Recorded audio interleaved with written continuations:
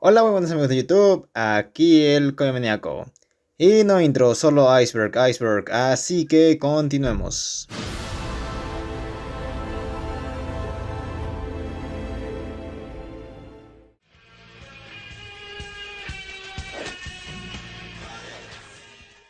El origen de Kraven Last Hunt. La idea de Kraven Last Hunt por DeMatteis, del héroe regresando de la tumba, inició como una historia para una miniserie de Wonder Man, donde la premisa era que tras una derrota de su hermano Grim Reaper, despierte en un ataúd y tras salir se da cuenta que han pasado varios meses.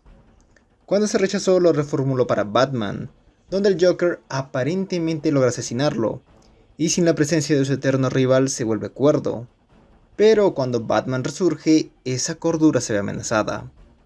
En esa ocasión también se rechazó ya que una idea algo parecida se estaba gestando, Killing Joke de Alan Moore.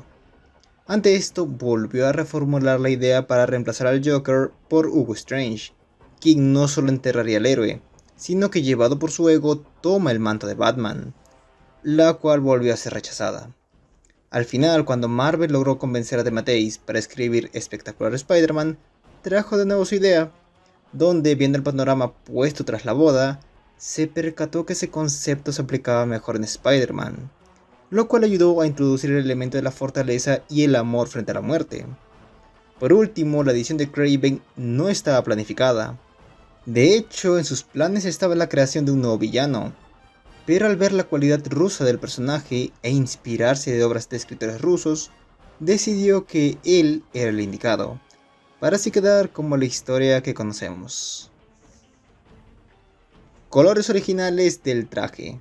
El rojo y azul del traje de Spider-Man ya es todo un icono actual que representa al personaje. Sin embargo, este no fue concebido inicialmente así. Como ya se vio a menudo, hay errores en el tema de los colores, ya sea debido a la impresión o a la intensidad que se desea reflejar. En esta ocasión hay una incertidumbre sobre cuál pudo haber sido el caso. Steve Ditko mencionó que originalmente mandó por escrito que el color del traje debía ser naranja y púrpura, uno más reminiscente a colores de Halloween. Sin embargo, a la hora de salida, se dio en el clásico rojo y azul. Ditko desconoce cuál pudo haber sido la decisión detrás del cambio, pero cree que Spider-Man hubiera sido igual de popular con los colores originales. Ben Reilly no puede ser un héroe. Este es un tema más reciente dado que desde su resurrección, a Ben Reilly no se le ha permitido ser un héroe como tal. Regresó como el Chacal en Clone Conspiracy, en su miniserie se sentó un camino enrevesado, Spider-Geddon trató de llevarlo por el buen camino de nuevo, y Beyond junto a Dark Web lo consolidó como villano totalmente. Según Nick Lowe, editor de Spider-Man, el clon no tiene lugar en el paisaje arácnido, Peter no se irá a ningún lado, y Miles llegó para quedarse, por lo que Ben es un desafío, así que lo que le depara es la experimentación, la cual se ha dado bajo la forma de Chasm, descrito como una tragedia. La fecha de salida de Amazing Fantasy XV. Uno de los temas más controversiales en cuanto a debate es la fecha de salida de la primera aparición de Spider-Man, un debate que ronda entre el 10 o 15 de agosto y 5 de junio. La fecha en que se dio esta fue la tercera, y para esto hay varios detalles. La fecha en la portada es una de las que hace prestar a la confusión. Sin embargo, el 15 de agosto era la fecha de referencia para retirar el cómic de los puestos, práctica que se conserva en la actualidad, aunque sin colocar la fecha explícitamente. Algunas copias de Amazing Fantasy XV tienen sellos entre finales de mayo e inicios de junio. Los registros oficiales indican Amazing Adult Fantasy XV en junio, e incluso Marvel ha promocionado varias veces esa fecha como la que vio nacer a Spider-Man y otros héroes. Ahora bien, la información que Marvel coloca en su página atribuyendo la fecha en agosto tampoco es de fiar, si consideramos que las fechas de los primeros números no siguen un patrón en concreto que corresponda a un día de publicación exacto, y que incluso se equivocan de escritor en historias populares. La tía May y la muerte. Una cuestión curiosa con la tía May es que es probablemente el personaje secundario de Spider-Man que más ha sorteado la muerte. Desde sus inicios, al ser representada como una anciana frágil, se barajaba la idea de que en cualquier momento podía morir.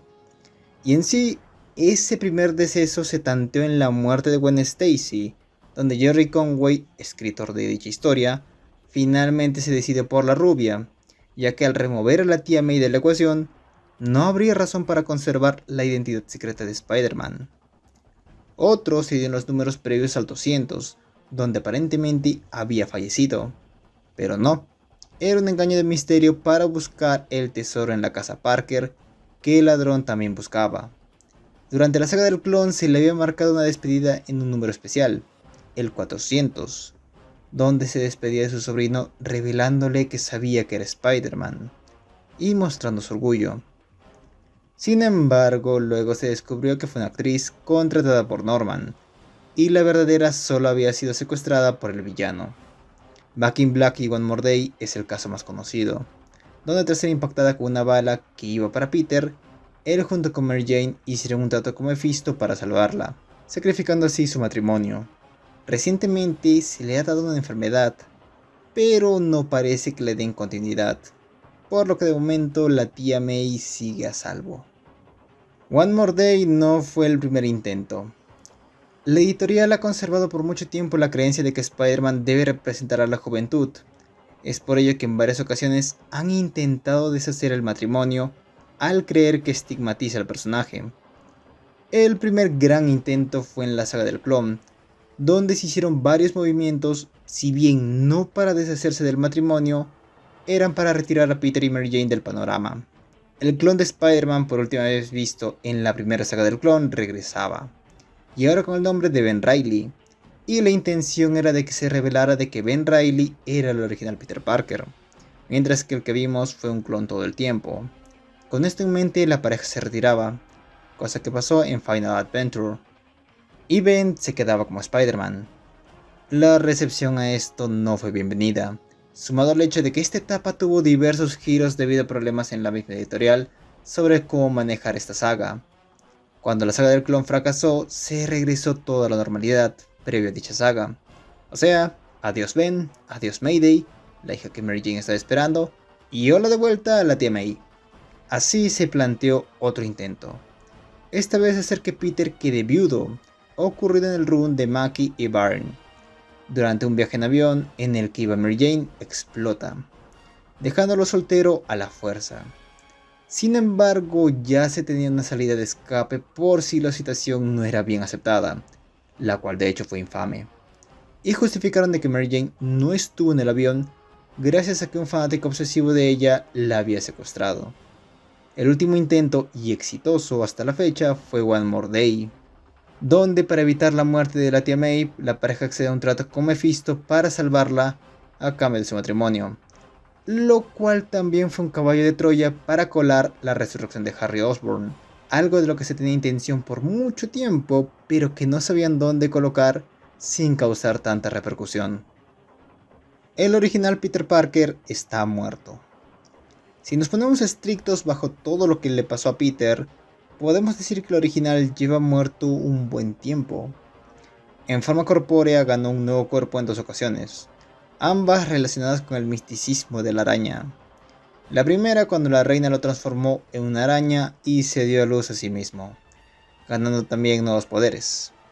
Y la segunda durante la saga del otro, donde tras morir a manos de Morlun, deja su vieja piel y en un capullo de telaraña renace tras aceptar a la araña. Mientras que en mente su conciencia muere en el número 700, en el cuerpo del Dr. Octopus. Al final de Superior son las memorias de su cuerpo las que recrean su conciencia y recuperan el control de su cuerpo. Podríamos decir que su vieja conciencia aún podía residir en el cuerpo de Otto, pero cuando recuperó su cuerpo durante Clone Conspiracy, se encargó de eliminar la conciencia de Peter atrapada allí, dando fin a todo rastro del original Peter Parker. Spider-Man Chapter 1 era canon.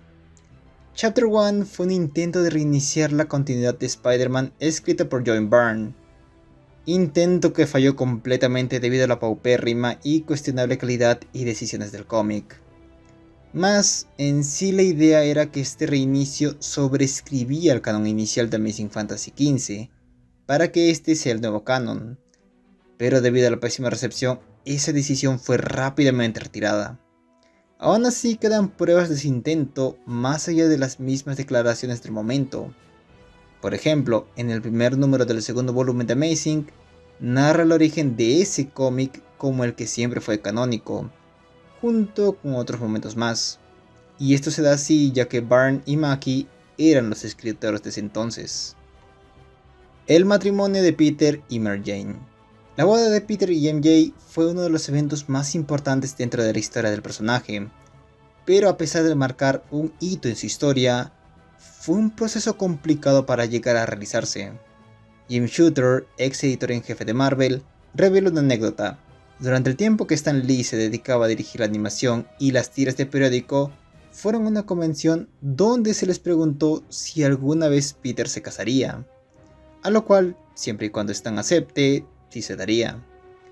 La idea le gustó lo suficiente como para querer incluirlo en sus tiras de periódicos. Jim no pensaba que tal evento se debería dar primero fuera de los cómics, por lo que tendrían que coordinarse muy bien para publicarlo en paralelo y hacerlo a lo grande. James Owsley, editor de Amazing Spider-Man por la época, estaba en contra del matrimonio, alegando que era un suicidio creativo. El héroe representaba a los adolescentes, y ellos no pensaban en el matrimonio. Dicha decisión alejaría al personaje de su público, y mientras él estaba a cargo, no iba a permitir que suceda.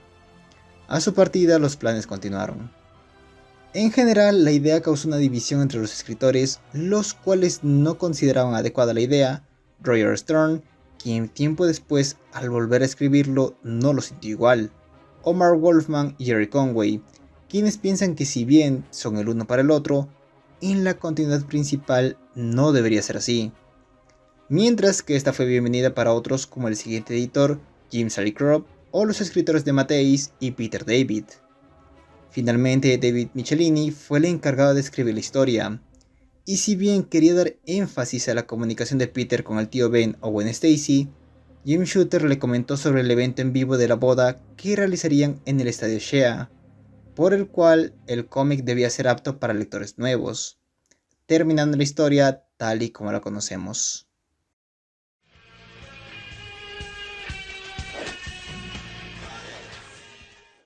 Spider-Man vs. Prodigy. Siendo una historia para promocionar una causa, en esta ocasión fue para la paternidad planificada. En esta historia, Spider-Man se enfrenta a Prodigy, un alien cuyo plan es hacer que los adolescentes tengan relaciones sin protección. Usando su persuasión vocal, los convence desinformando sobre el embarazo y métodos de protección, todo para que tengan hijos y los use para labores en su planeta. El cómic tiene información de por medio respecto a todo el asunto y es otra experiencia anecdótica para el personaje. Trouble. Trouble fue un cómic escrito por Mark Millar, donde los tíos y padres de Peter Parker eran los protagonistas. Siendo una historia enfocada más para adolescentes, el principal tema fueron las relaciones amorosas. El tema entra cuando la intención de esta historia era la de revelar que tras una infidelidad de May con Richard, ella se embaraza. Y el niño no es de Ben, ya que él es estéril. Esto haría que la madre biológica de Peter fuera May, y para que sus padres no le hagan problemas, Mary criaría al niño como suyo junto a Richard. Otro agregado bastante cuestionable es la semejanza que tienen Mary y May a Mary Jane y Gwen Stacy, dando un complejo de Edipo a Peter. Asimismo, Marvel tenía intención de hacer canon esta historia, pero ante la recepción negativa, no se volvió a hacer mención de esta historia y pasó al olvido. Skip. Spider-Man y Power Pack es un one-shot hecho en colaboración con el Comité de Prevención del Abuso Infantil, en el cual concientizaban sobre dicha problemática. Del lado de Spider-Man, ayuda a un niño quien estaba sufriendo de eso con su niñera, y le cuenta la historia de un chico, que sin amigos era maltratado en la escuela, hasta que alguien se le acercó, Steven Westcott, alias Skip, quien se hizo amigo suyo. Parecía ser una buena amistad hasta que él le enseñó una revista para adultos y abusó de él. Tras esa experiencia, el chico dejó de verlo, y tras mucha duda le dijo la verdad a sus tíos. Finalmente revela que ese chico era él, y convence al niño para que diga la verdad a sus padres. Intentos de revertir One More Day. Aquí más que hechos a ciencias ciertas son más que todo teorías, ya que ninguno de los casos fue efectuado o confirmado en su totalidad. Como ya conocemos, One More Day fue la historia que separó a la pareja de Peter y Mary Jane. Sin embargo, durante la publicación del cómic de Siege o Asedio, se formó la teoría de que Bendis, el escritor, quería deshacer dicho evento. Esto se sostuvo bajo dos hechos. El primero, que se creía de que el aliado de Norman Osborn era Mephisto. Y el segundo, y más importante, es que Asedio fue el evento donde se reestructuró el universo de Marvel después de todo lo acontecido durante Disassembled y Civil War. Regresaba a los personajes a su estado normal, y por ende se pretendía regresar a Spider-Man a como estaba antes, cosa que no terminó ocurriendo. El otro intento fue durante el run de Nick Spencer, donde dio varios indicios sobre querer lidiar con One More Day, sacando de nuevo el tema del matrimonio, demostrando que el plano astral de Peter estaba corrompido por las personas claves de Back in Black, y trayendo a Mephisto de vuelta a la ocasión. Aún así no terminó ocurriendo. Lo que se revirtió fue Sins Past, pecados del pasado. Un dato que es cuanto menos curioso es que durante el primer tramo, donde se daba fuertes indicios a One More Day, da a entender que Mary Jane es la única que recuerda dicho trato. El pasado de Black Cat. Este punto nos lleva al cómic de Black Cat, El mal que hacen los hombres. Un cómic curioso en su publicación, ya que de su mitad tardó años en continuar su publicación, dando un cambio en el tono inicial. Lo que comenzó como una aventura más, se tornó en un retcon para el personaje de Black Cat. Y es esta segunda mitad donde se da el punto en cuestión, revelando que Felicia había sido abusada durante su tiempo en la universidad. A partir de allí generó un rechazo hacia los hombres, e intentó vengarse de su abusador. Tras prepararse mucho, él muere en un accidente, y con su entrenamiento adquirido decide ser ladrona. Bajo sus palabras en el cómic, alguien le había robado algo, así que ella hacía lo propio. Así hasta que conoció a Spider-Man, quien le enseñó a confiar de nuevo. Dicho retcon entraba en lugar de ser inspirada por su padre, y generó bastante ruido, dado no solo la demora de años en el cómic, sino en la forma de que fue tratado el tema. Spider-Man Unlimited y 2099. Se ha confirmado por el mismo creador de la serie, antes de idear como tal la serie de Spider-Man Unlimited, que hubo una intención inicial de adaptar Spider-Man 2099. Sin embargo, debido a la presencia de Batman Beyond, que ya cubrió un ambiente futurista, la idea se descartó siquiera antes de comenzar. Se podría decir que existen algunos guiños como la similitud en el traje, pero no pasan de ser una curiosidad, ya que no se llegó a tomar ese camino. Finalmente, Spider-Man Unlimited se estrenaría el mismo año que Batman Beyond. La razón de la partida de Ditko. La salida de Steve Ditko de Amazing Spider-Man a menudo se le atribuye a un conflicto con Stan Lee sobre la identidad del Duende Verde. Se comenta que él no quería que Norman fuera el Duende, dado que sería alguien completamente nuevo. Stan, al ser editor, finalmente tomó la decisión de seguir con Norman. Esta versión sería la más sonada, ya que fue dada por el mismo Stan. Sin embargo, el mismo Ditko reveló que al ser parte de la escritura, sabía desde el minuto 1 quién era el Duende, y ya había dibujado a Norman de fondo en un par de ocasiones junto a Jonah. Planeaba jugar más con ambos, y de hecho él fue quien puso a Harry en la universidad junto a Peter para un efecto más dramático, por lo que ese no fue el conflicto que marcó su partida. Sin embargo, hay parte de razón en ambas, y se debe a conflictos con Stan Lee, en la manera de manejar al personaje, y es que Steve quería plasmar el objetivismo dentro de él. A su vez deseaba tener el crédito de coescritor, dado que estaba cumpliendo dicho rol, escribiendo varias veces la serie, lo que a su vez le daba un mejor salario de acuerdo a dicho puesto. Stan llegó a hacerlo, pero a veces con cierta mofa de por medio. Sin la oportunidad de plasmar lo que quería y sin ser reconocido por la labor que realizaba, finalmente Steve Ditko dejaría Amazing Spider-Man, y John Romita tomaría su lugar como dibujante. Mephisto y las arañas. La fuerte rivalidad entre Spider-Man y Mephisto comenzó en One More Day, donde bajo la excusa de querer el amor más puro visto en años para escupirle en la cara al Supremo, rompe el matrimonio entre ambos para salvar la vida de la tía May. Después de eso parecía que no iban a volver a cruzar caminos, Pero en los últimos años, la rivalidad entre Mephisto y las arañas comenzó a ser más acentuada. El demonio hizo tratos con otros Spider-Man. Con Ben Reilly hizo un trato para salvar a Abigail, una niña víctima de su tratamiento como el Chacal, a cambio de que detenga a los Midnight Suns. Si bien Ben trataría de romper el trato, las cosas se terminan complicando para él. En la serie de Champions, durante una misión, Kamala y Viv mueren, y Mephisto les ofrece a Miles y Amadeus reiniciar el día para salvar sus vidas, y les dice que es a cambio de nada. Miles acepta el trato, pero si bien logran cumplir la misión, Miles no salva a una chica que previamente sí había hecho, lo cual lo atormenta y le hace dejar a los Champions. En el infierno, Mephisto revela a Blackheart que hizo eso porque encuentra divertido torturar a los Spider-Man. El superior Spider-Man, al verse superado por Norman Osborn de otro universo, invoca a Mephisto y le ofrece lo que sea para recuperar su viejo cuerpo por un día. El demonio da una contraoferta. Vuelve a ser Otto permanentemente y borrará todo trazo de locura y de Peter de su mente. Básicamente volver a ser Otto Octavius sin la locura, si acaso existía. Finalmente se hizo un retcon al trato original de Peter, y se reveló que la razón del por qué Mephisto anuló el matrimonio fue debido a que en el futuro, cuando él se apodere del mundo, será su hija, Spider-Girl, quien lo detendría. Mattie Franklin. Mattie hizo su debut en una etapa infame para el personaje, la cual es después de la saga del clon, en un periodo de reestructuración en cuanto al héroe. Ella adquiere poderes en un ritual conocido como la Reunión de los Cinco.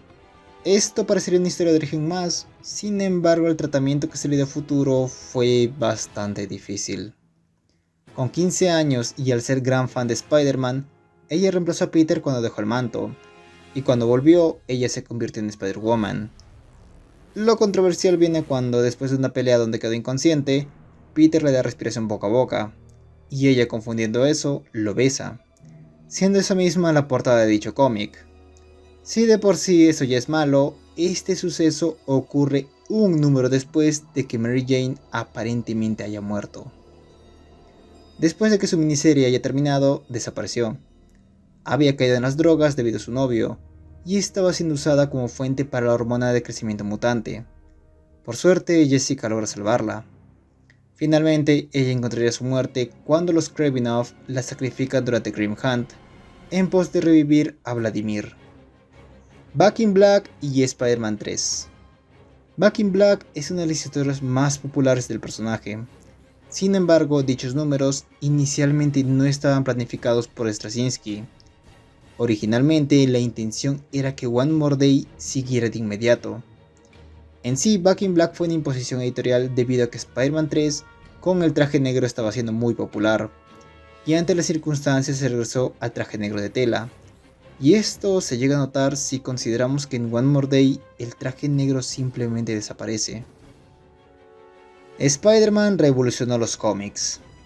Ser uno de los héroes más importantes no solo se debe a la popularidad que marcó con el tiempo, sino que con mérito propio logró revolucionar el medio.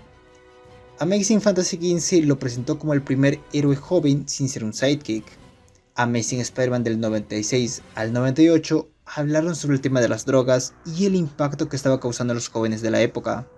Y debido a que la Asociación de Revistas de Cómics de los Estados Unidos, responsables del Comic Code Authority, se negaron a la mención de drogas, Stan Lee decidió publicarlo sin dicho sello, siendo el primer cómic de Marvel en publicarse sin él. Algo que con el tiempo Stan mencionó que el mundo no se vino abajo por ello, lo que a su vez llevó a que el código se volviera menos estricto.